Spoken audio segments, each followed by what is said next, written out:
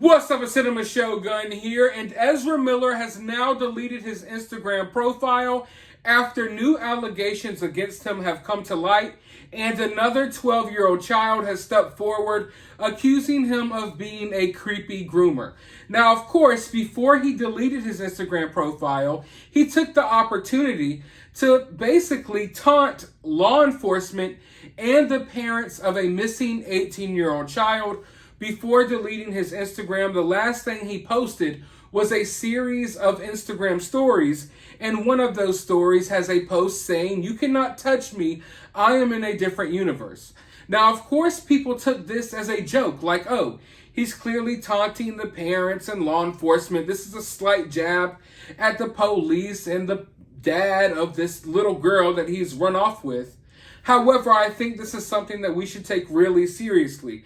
I know most people don't know the full details about the allegations, against Ezra Miller, but I encourage all of you all to go on my channel. I have an over hour-long video laying out all of the allegations that have been made against Ezra Miller by this family of this missing child.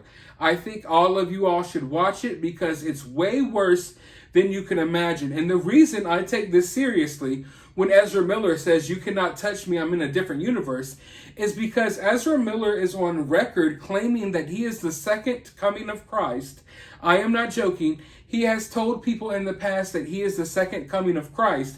And he often refers to these little kids that he brainwashes and grooms as elevated beings. He comes into these people's lives, tries to convince them that because their kids are non-binary or trans, that they are elevated beings, and he has convinced these kids that they are something beyond human. He is assigning whatever gender he wants to them, and he is equipping them with weapons, allegedly. He is equipping them with weapons and preparing them for a war against the KKK and other little groups around America. It is so extreme that I think everyone needs to go check out that video so you get a full grasp of what's going on here, because the mainstream media isn't telling the whole story. But now he has deleted his Instagram account because he's a paranoid. He's paranoid and he knows that people are trying to find him. If Ezra was innocent, Ezra could have come forward a long time ago. And I think that people don't really understand the whole situation here. That's why it's important that you educate yourselves. Now, I have reached out to this family on multiple occasions. I haven't heard anything back. I do know for a fact that the father of the missing 18-year-old girl, he knows that I reached out to him. I know for a 100% fact that he knows I reached out to him. The ball is in his court. If he would like to come on my channel and tell the story or tell his story about everything that's happening, as of yet, I have not heard from them. I have talked to one person that lives on this reservation. I've talked to a few people who used to live on this reservation. And I talked to a couple of people that used to work on this reservation. All of them told me the same thing, that these people are really cautious of outsiders. And honestly, they don't really like white people, so they're probably not going to talk to me about the situation.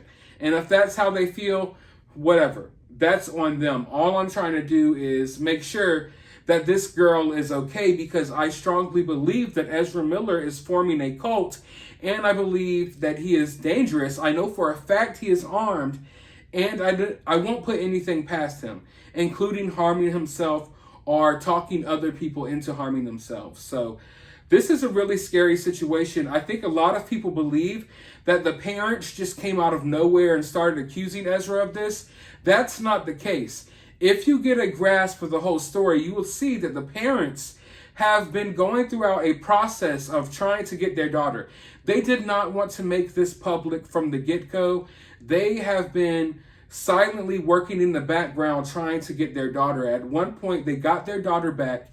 It took them 3 weeks to get all of the substances out of her system that she consumed while she was with Ezra. It took nearly 3 weeks for her to be able to just stand up and operate on her own because she was so doped up on so much stuff. So this family's been dealing with a lot, behind the scenes, and they have only recently made it really public because they feel like they have no other choice. I know a lot of people think that they're in it for money. As of right now, as far as I know, there's no lawsuit. There's nothing here other than a protective order and them going around trying to find their daughter. They are traveling around the country trying to locate their daughter. Their daughter could be anywhere in the world right now.